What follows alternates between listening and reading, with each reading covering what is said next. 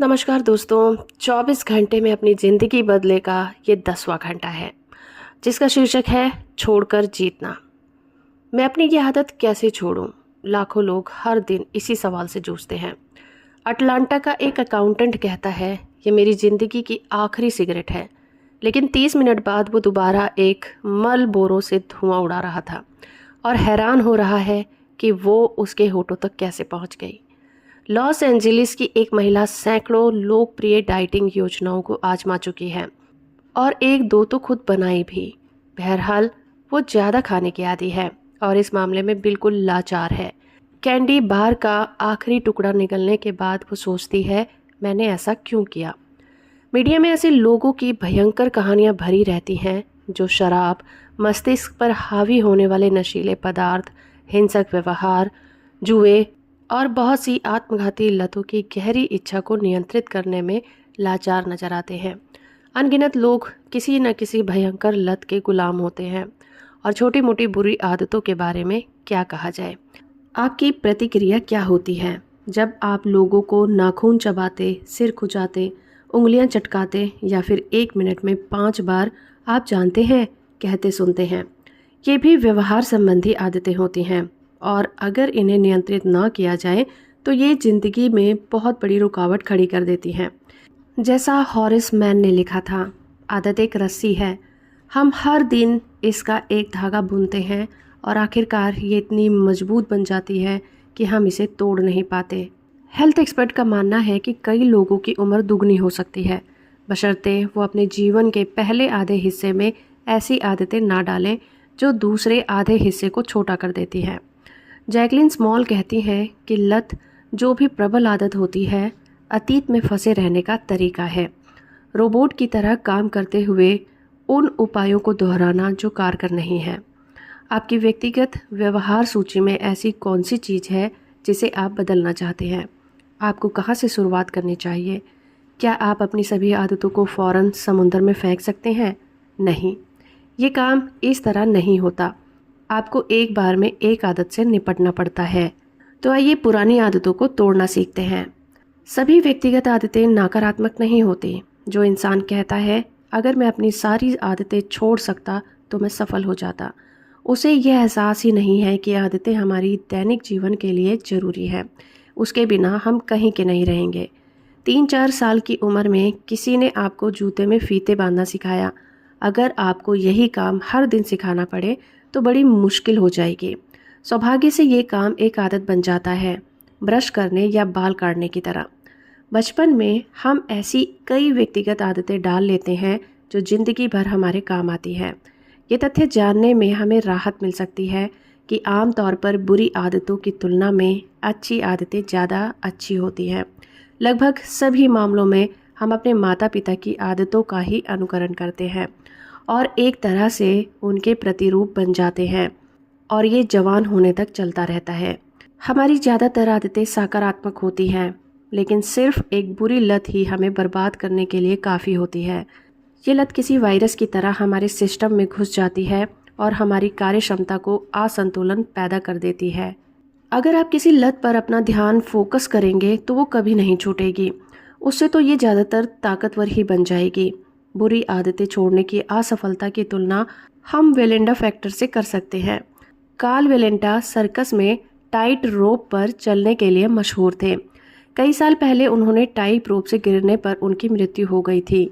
तब उनकी विधवा पत्नी ने कहा था, दुर्घटना के 3 महीने पहले से कार्ल गिरने के बारे में लगातार सोच रहे थे। मुझे तो लगता है उन्होंने टाइट रोप पर चलने के बजाय सारी ऊर्जा ना गिरने पर केंद्रित कर दी थी। अनचाहे व्यवहार पर ध्यान केंद्रित करने से आदत नहीं छूटेगी। ये काम तो सकारात्मक विकल्प की स्पष्ट तस्वीर से होगा। मिसाल के तौर पर अगर आप अपने पैर के नीचे कुचली हुई सिगरेट की तस्वीर देखकर स्मोकिंग की आदत छोड़ना चाहेंगे तो ये मुश्किल होगा। इसके बजाय अगर आप सांस की अच्छी गंध और स्वच्छ हवा की कल्पना करेंगे तो सफलता की संभावना ज़्यादा होगी, क्योंकि आप लाभकारी परिणाम पर ध्यान केंद्रित कर रहे होते हैं। दोस्तों, ये ज़रूरी नहीं कि लत को छोड़ना दर्द भरा होता है। बहुत से लोगों ने तो एक ही पल में स्थायी रूप से अपनी लत को छोड़ दिया है, क्योंकि उन्होंने महंगे उपचारों या फिर बरसों तक एडवाइस लेने के बजाय विकास करने की व्यक्तिगत इच्छा से एक महत्वपूर्ण निर्णय ले लिया। उनका निर्णय क्या था? अवांछित व्यवहार की जगह स्वस्थ व्यवहार रखना। सही है, वे पुरानी हानिकारक लत की जगह अपनी दिनचर्या में एक नई फायदेमंद लत डाल लेते हैं जो कि सकारात्मक होती है। अच्छी आदतें सफलता दिला सकती है।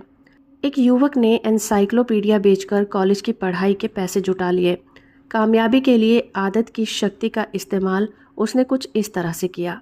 उसने बताया, हर दिन अपॉइंटमेंट तय करने के लिए मैं 100 नंबरों की सूची से काम करता था। जब 12 लोग मुलाकात के लिए हाँ कर देते थे तो मैं उनमें से सबसे संभावनाशील लगने वाले 6 लोगों को छांट लेता था। उनमें से 3 मुझे घर के भीतर घुसने देते थे और मैं हर रात औसतन 1 प्रोडक्ट बेच लेता था। उससे पूछा गया, क्या आप बाकी बचे अच्छे प्रोडक्ट्स को दोबारा फ़ोन करते हैं? उसने कहा, ओह नहीं। अगले दिन मैं दोबारा 100 नए नंबरों की सूची से काम शुरू करता था और उसी तरीके से काम करता था। उसने संभावनाओं पर काम किया और हर दिन लगातार किया। इससे उसने अनुशासन और स्वावलंबन से सबक सीखे। लेकिन सबसे महत्वपूर्ण बात उसने ये सीखी कि अच्छी दैनिक आदतें सफलता दिला सकती हैं। विलियम एच डैनफोर्थ सेंट लुइस की रेलन-पुरीना कंपनी के मालिक थे। उन्होंने कम उम्र में सफलता का रहस्य जान लिया था। 16 साल की उम्र में ही वो जानते थे कि वो क्या चाहते हैं। उन्होंने अपने जीवनी लेखक को बताया कि उन्हें ये रहस्य काफ़ी अजीब तरीके से पता चला। 16 साल की उम्र में मैं मैनुअल ट्रेनिंग स्कूल में पढ़ने के लिए सेंट लुइस आया था। स्कूल मेरे बोर्डिंग हाउस से 1 मील दूर था।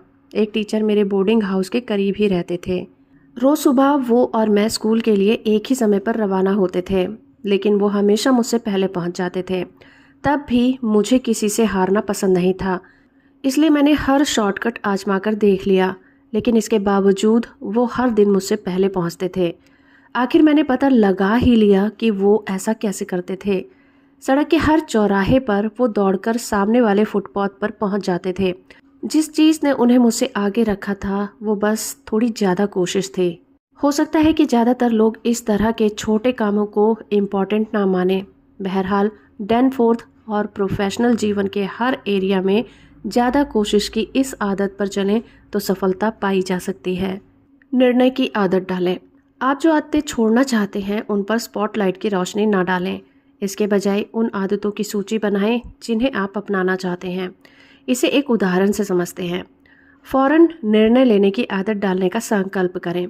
शायद आप ऐसे कुछ अच्छे लोगों को जानते होंगे जिन्हें आप पर इस वजह से खुशकिस्मत मानते होंगे, क्योंकि वो पलक झपकते ही हर चीज़ का फैसला कर सकते हैं और उनके फैसले आमतौर पर सही होते हैं। इनके सामने एक प्रस्ताव आता है, उसमें 2, 3 या आधा दर्जन ऑप्शन शामिल होते हैं। क्या हैं वे? क्या वो झिझकते हैं? जरा भी नहीं। वो तत्काल फैसला कर लेते हैं और फौरन अगले मुद्दे पर पहुंच जाते हैं। दिन भर यही सिलसिला चलता रहता है।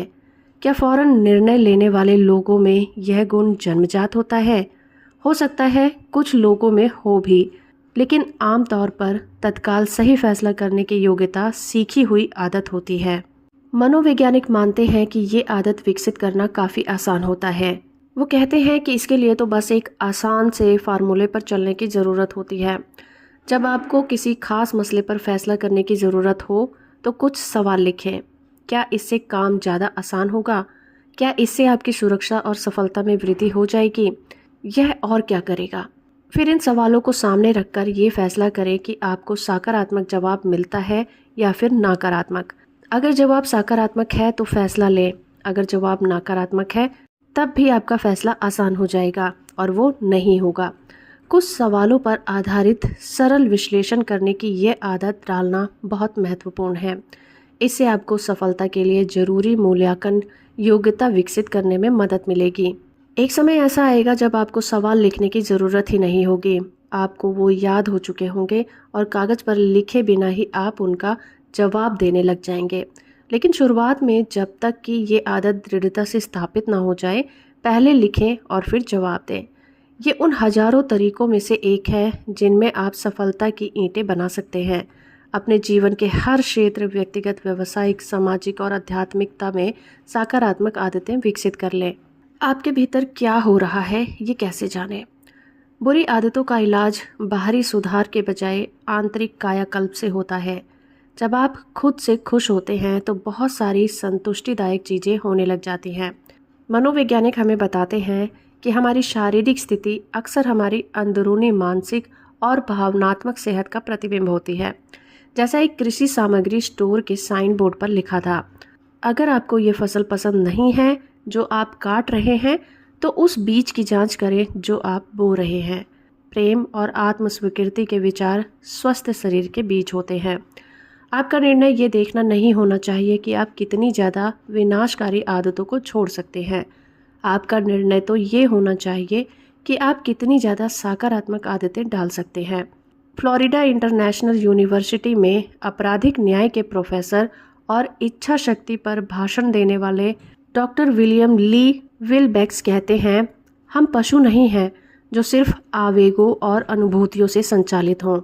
हम अपने व्यवहार को नियंत्रित कर सकते हैं, बशर्ते हमें यकीन हो कि हम ऐसा कर सकते हैं। सुबह नहाने की तरह ही सकारात्मक विचार सोचने की नियमित आदत डालें। ईश्वर दूत पॉल के शब्दों को दोहराने की ज़रूरत है। आखिरकार जो भी चीज़ें सच हैं, जो भी चीज़ें उदात्त हैं, जो भी चीज़ें न्यायपूर्ण हैं, जो भी चीज़ें पवित्र हैं, जो भी चीज़ें सुंदर हैं और जो भी चीज़ें अच्छी हैं, अगर कोई महिमा है और अगर कोई प्रशंसनीय चीज़ है, तो इन सभी चीज़ों का चिंतन और मनन करें। तो दोस्तों, आज आप कौन सी आदत छोड़ेंगे और आज कौन सी नई आदत अपनाएंगे, हमें कमेंट करके ज़रूर बताइए। वीडियो अच्छी है तो आप इसे लाइक, शेयर और चैनल को सब्सक्राइब करना बिल्कुल मत भूलिएगा। हम इसके अगले पार्ट के साथ आपके सामने फिर हाजिर होंगे। धन्यवाद।